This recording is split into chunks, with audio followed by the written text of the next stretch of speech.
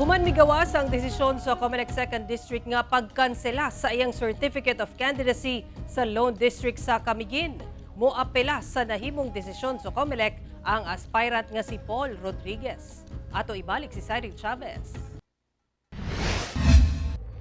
Milabayng semana, migawas ang usa ka 16-page resolution gikan sa COMELEC 2nd District kung asa gikansela niini ang nadusong Certificate of Candidacy ni Camiguin Congressman aspirant Paul Rodriguez. Nakalatid sa mong resolution ang giingong questionable nga residency ni Rodriguez.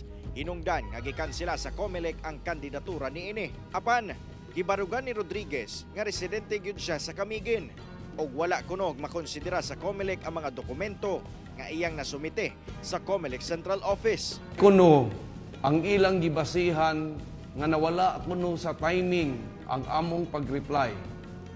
Kini siya, wala magyud ta kadawat og any summons or any COMELEC complaint. But kini nahibaw-an lang nato bahin sa mga rumors.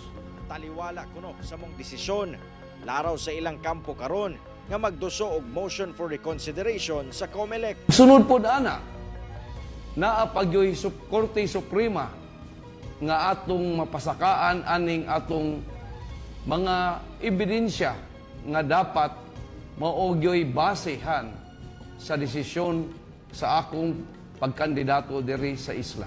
Inoon, daan ang nag-ingon ang COMELEC nga abli sila sa mga lakang ni Rodriguez o kung unsa ang pinal nga desisyon, mao kini ang ipatuman sa COMELEC Region 10. Cyril Chavez, 1 Mindanao.